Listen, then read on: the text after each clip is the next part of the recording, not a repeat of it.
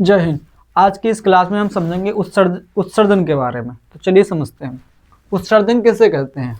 उत्सर्जन अपशिष्ट पदार्थ अर्थात हानिकारक पदार्थों को बाहर निकालना ही क्या कहलाता है, उत्सर्जन कहलाता है।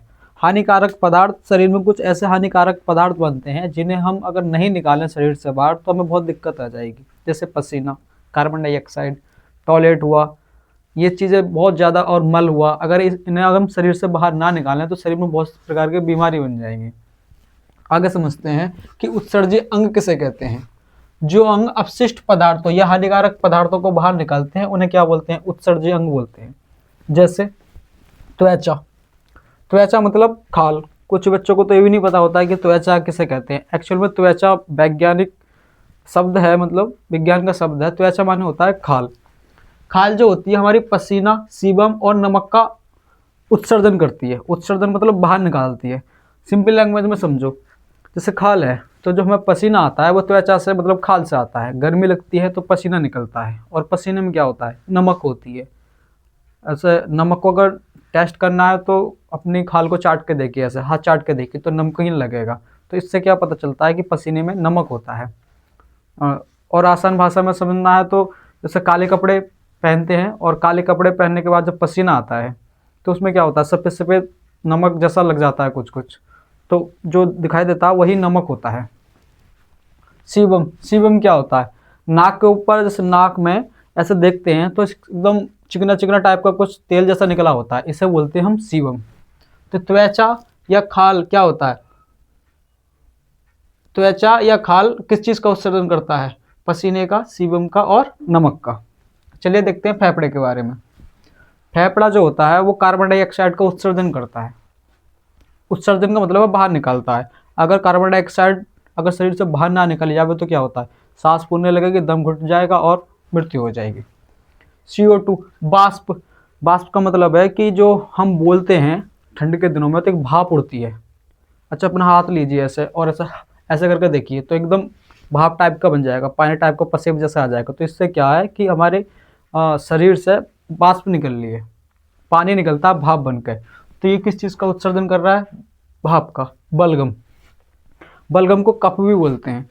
एक्चुअल में क्या होता है कि जो हमारी सीने की नली होती है, इस सीने की नली को चिकना बनाए रखने के लिए सीने की नली पे एक पदार्थ बनता है जिसे बोलते हैं म्यूकस। और म्यूकस क्यों बनता है, म्यूकस इसलिए बनता है कि उस नली को मतलब वो नली चिकनी रहे, और जो हम रोटी खा रहे हैं, रोटी का टुकड़ा खा रहे हैं या कोई भी वस्तु खा रहे हैं वो एकदम फिसलती हुई मतलब पेट में पहुंच जाए।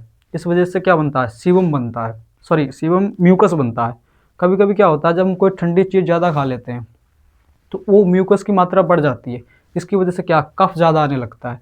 या फिर कोई ऑयली चीज़ खा लेते हैं, जैसे दावत में पूड़ी वूड़ी खा ली या कोई मिठाई मिठाई ज़्यादा खा ली, तो उससे क्या, कफ की मात्रा बढ़ जाती है बहुत ज़्यादा, तो कफ शरीर से बाहर निकलने लगता है। आई होप आपको समझ में आ रहा होगा थोड़ा बहुत। बड़ी आंत, बड़ी आंत जो होती है वो मल का त्याग करती है, इसको तो आप जानते ही होंगे। बड़ी आंत जो होती है वो मल का त्याग करती है। बड़ी आंत के बारे में समझिए, एक तो होती है बड़ी आंत, एक होती है छोटी आंत। एक्चुअल में बड़ी आंत जो होती है वो शरीर में जो पचा हुआ भोजन होता है उसको त्यागती है, प्लस जो शरीर में जो भोजन में जो पानी होता है उसका अवशोषण करती है। कभी कभी क्या होता है कि दस्त हो जाते हैं, तो दस्त की क्रिया में क्या होता है कि बड़ी आंत जो होती है वो पानी का अवशोषण बंद कर देती है, यानी पानी को सोखना बंद कर देती है। तो उसमें क्या है, मल बहुत ज़्यादा मतलब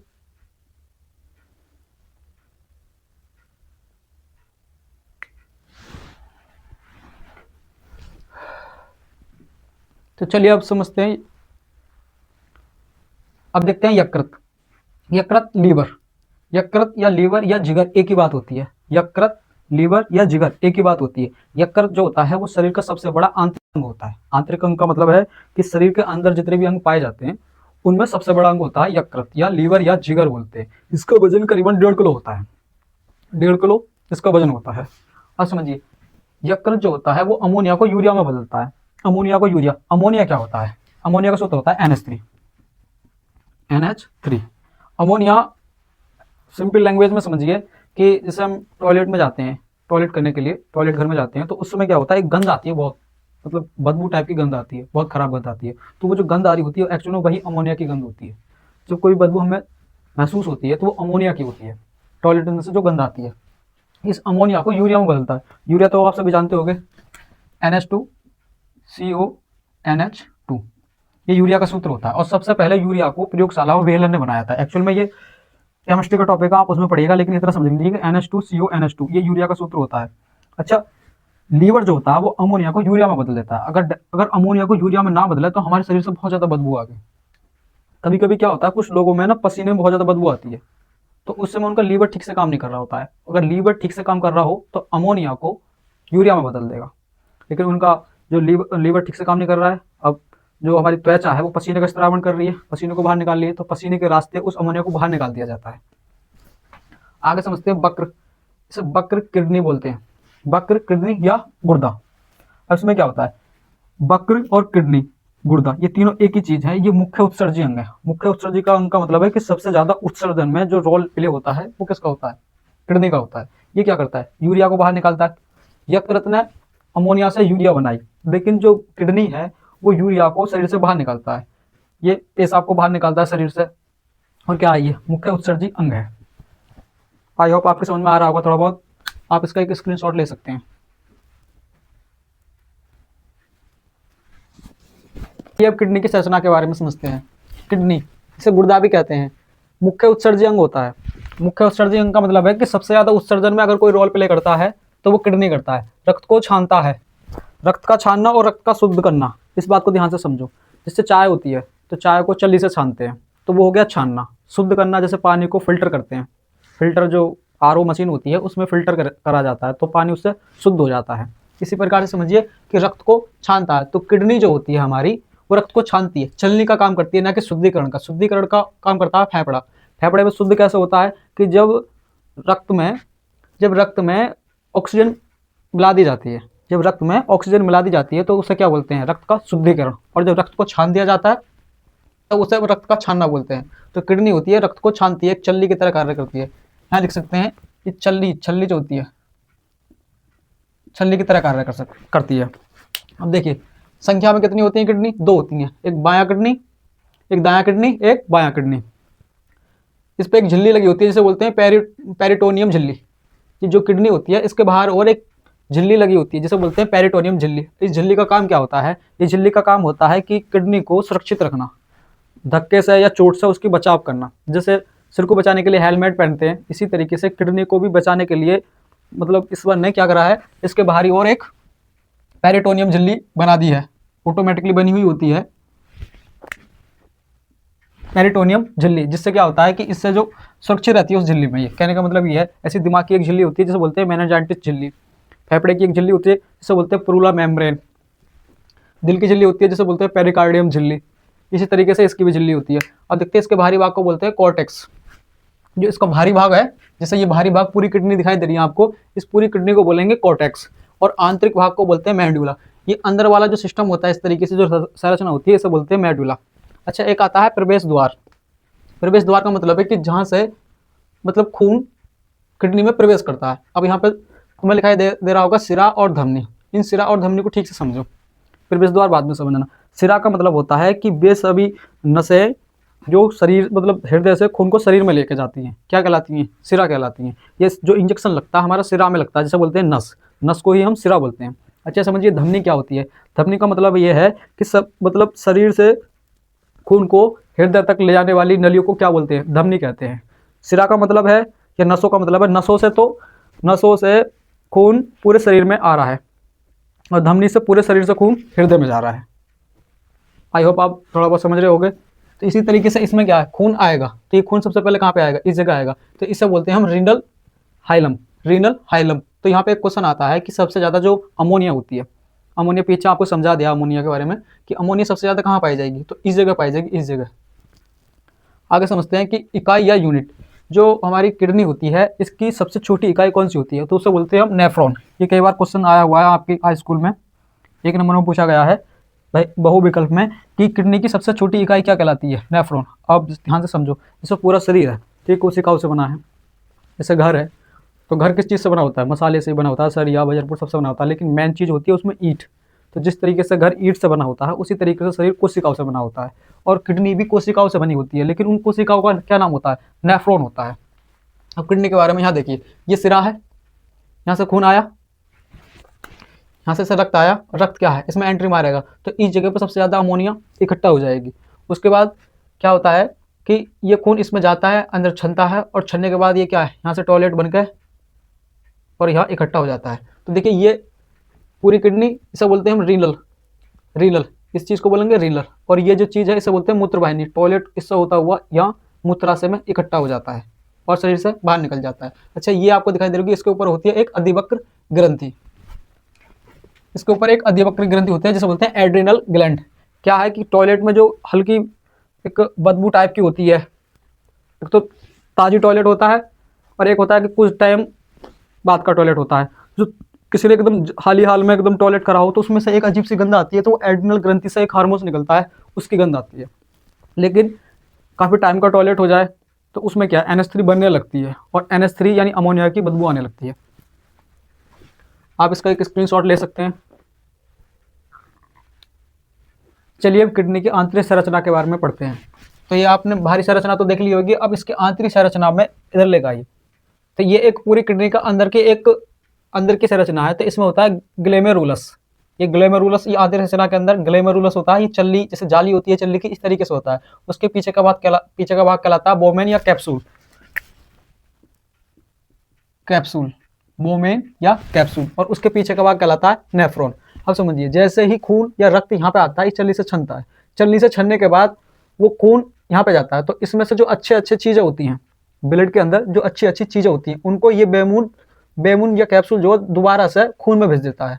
इसलिए पूरा खून छान दिया। और छानने के साथ क्या क्या है, इसमें कुछ आवश्यक तत्व जैसे कैल्शियम वैल्शियम आ जाते हैं, तो उसमें क्या है, ये पीछे को भेज देता है। ये बेम्यून कैप्सूल जो होता है, ये पीछे को दोबारा से उन तत्वों को भेज देता है जो अच्छी चीज़ें होती है। उसके बाद ये नेफ्रॉन में जाता है और यहाँ पे जाकर ये टॉयलेट बन जाता है, और नीचे यहाँ पे मूत्रवाहिनी से होता हुआ मूत्राशय में आकर शरीर से बाहर निकल जाता है। अब इधर समझते हैं ग्लेमेरुलस। ग्लेमेरुलस जो होता है वो खून को क्या करता है? छानता है। तो छानता है रक्त को। बूमेन जो होता है, ये वाली चीज़ होती है, इसके पीछे का यहाँ तक का भाग जो होता है, ये इसे बोलते हैं बूमेन।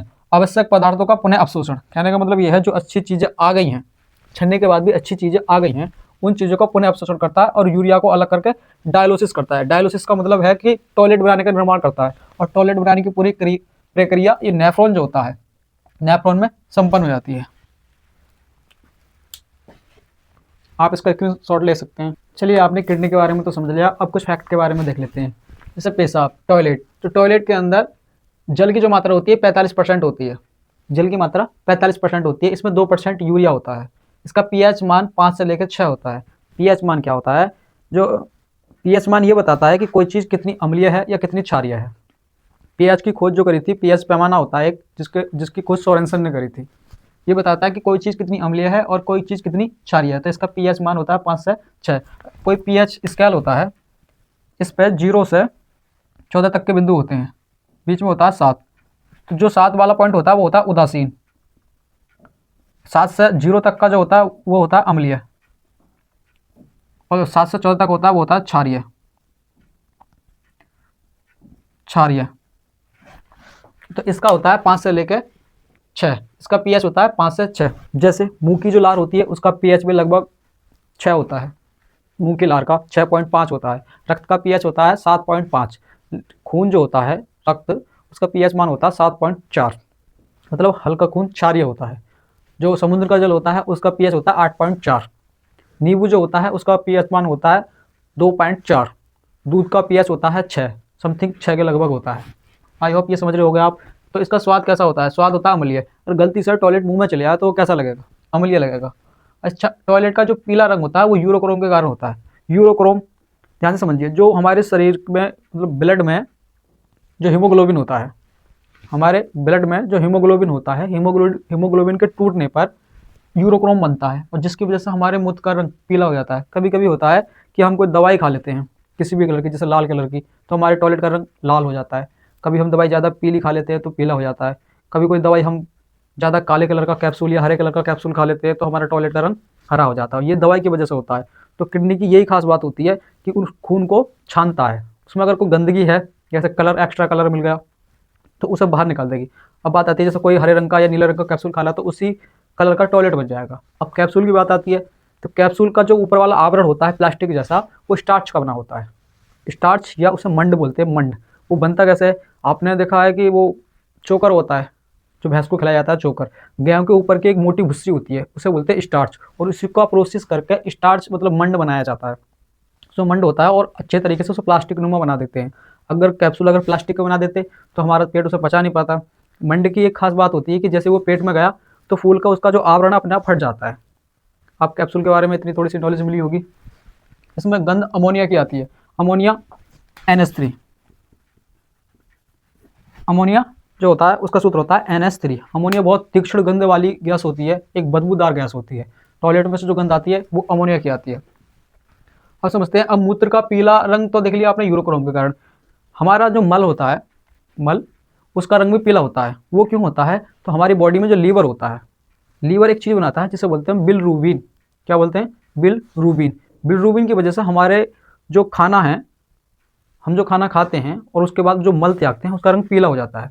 बिलरूबिन का काम होता है कि जो पेट में अम्लीय भोजन है, अम्लीय भोजन मतलब पहले जाता है अमाशय में, अमाशय में होता है HCl। HCl से क्या होता है कि वो जो भोजन होता है वो अम्लीय हो जाता है। अब अम्लीय भोजन क्या है, आंतों में पच नहीं सकता, तो उसको उदासीन करने के लिए, उसका खट्टापन कम करने के लिए लीवर एक चीज़ मिलाता है जिसे बोलते हैं बिलरूबिन।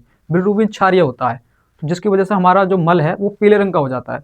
कभी कभी क्या होता है कि बिलरूबिन की मात्रा बढ़ने से पीलिया हो जाता है, आंखें पीली दिखाई देने लगेंगी, नाखून पीले दिखाई देने लगेंगे। तो बिलरूबिन की मात्रा जब बढ़ जाती है शरीर में तो उस समय पीलिया हो जाता है।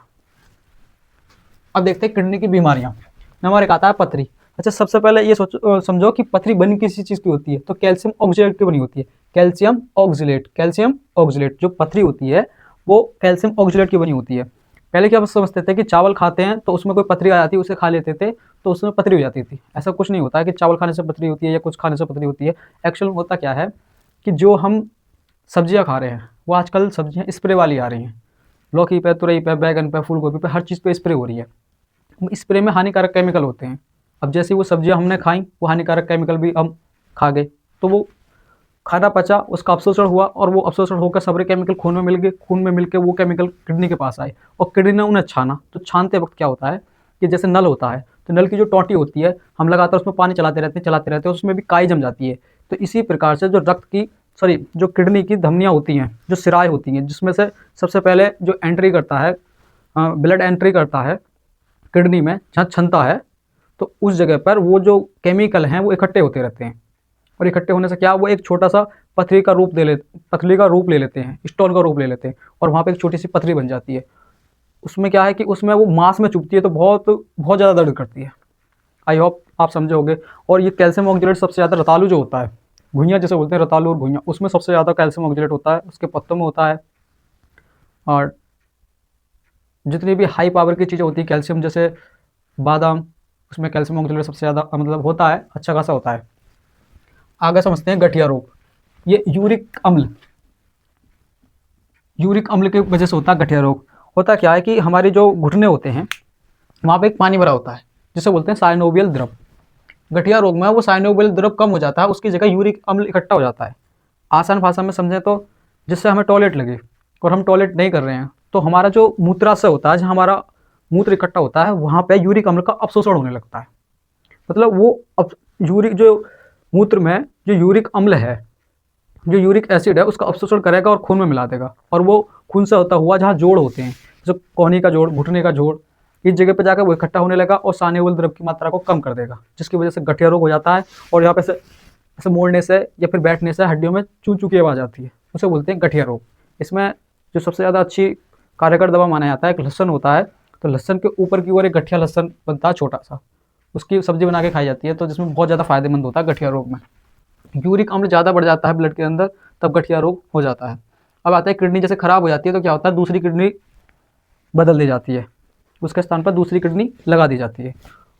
और ये किडनी, अगर किडनी ट्रांसप्लांट इसे बोलते हैं, तो किसी व्यक्ति के शरीर में से किडनी निकालकर 48 घंटे के अंदर वो किडनी ट्रांसप्लांट कर दी जाती है, वरना किडनी खराब हो जाती है। आई होप ये क्लास आपको अच्छी लगी होगी। मिलते हैं अगले वीडियो में। जय हिंद।